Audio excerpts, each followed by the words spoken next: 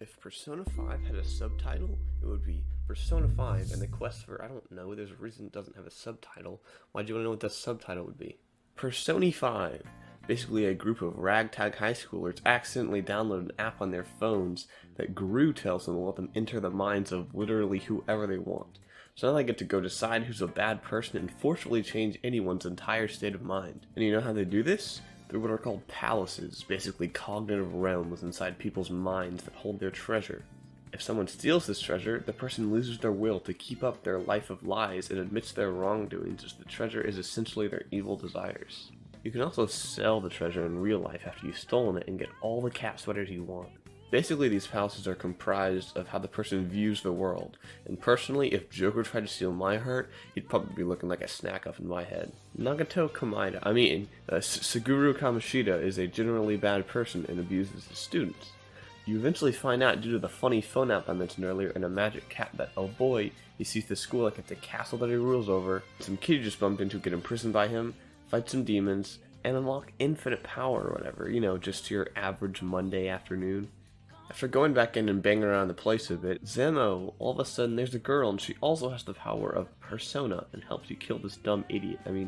She doesn't kill him, we're not supposed to kill people, haha. Yeah, here's a nuclear explosion in your face instead. Didn't know what to say about the second palace, so I just copied and pasted Wikipedia's summary into my script. Madarame's Palace. A world within the metaverse created by Ichiro Yusai Madarame. Sorry if I butchered that. The location transfers his shack in Shibuya into a golden, glamorous museum exhibiting his overinflated ego.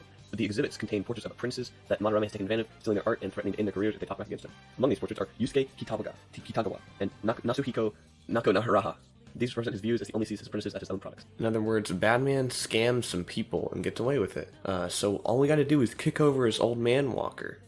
But he still has magic powers, so just don't stop kicking. Third palace is run by a literal baby. Look at this adorable little baby face. Oh. He, however, is not a baby on the inside. He steals money from people or something. I don't know. I didn't read the dialogue. Why would I read the dialogue? This palace flies around and the Phantom Thieves' power of light. They make their way up there and wander around trying to find a palace to store their savings from the previous palace's treasures. And all of a sudden they're ambushed. Funny baby man turns into a fly. Good thing Ryuji's mask is easily converted into a fly swatter.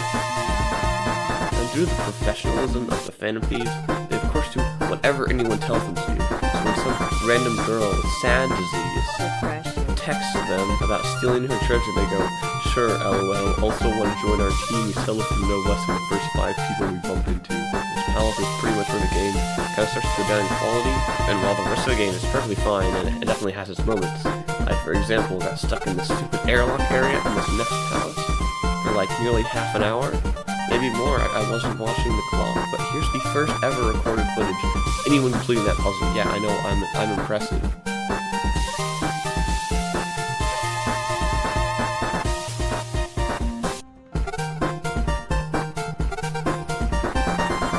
That's it for the video, guys. If you enjoyed, leave a like, and Makoto is boring in the comments. If this video gets 100 likes, I'll make a sequel to Mario ASMR, so make sure to subscribe. And we've got another team member again.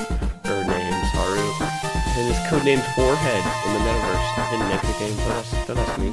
For the next palace, Akechi, aka Dumb Stupid Idiot Mean Detective Guy, decides to hop on the Phantom Thieves train, and we're off to a cognitive casino. Its existence sure is explained. It boils down to, oh no, my dad died and I am mad at society. How come the funny Joker mod is only for Joker and not society as well? Come on guys. After Bit-Bop Boopin' and Zip-Zap-Zoopin', we end up going up the elevator, and making our way through the pits of hell. The House of Darkness. I hate this area. We soon defeat a funny, edgy girl, and the day is won. Then some story stuff happens. I wasn't paying attention, I don't read dialogue. And Joker is shot by Akechi, who's actually a bad guy, and the game ends. Thanks for watching, and subscribe.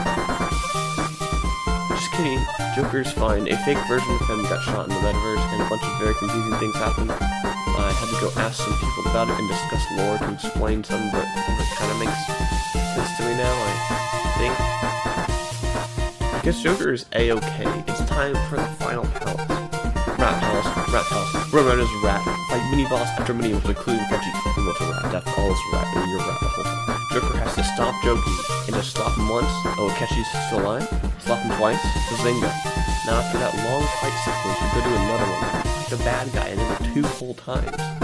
First he's a shape-shifting nacho cheese blob, and then he's Bane from Batman, guys. I can't believe it, guys. It's the ultimate Batman Joker versus Bane showdown. Wait, what's this? He then becomes Buff SpongeBob too? A 3rd phase? Wow. That's crazy. Awesome. Yeah, I don't know how to end the video.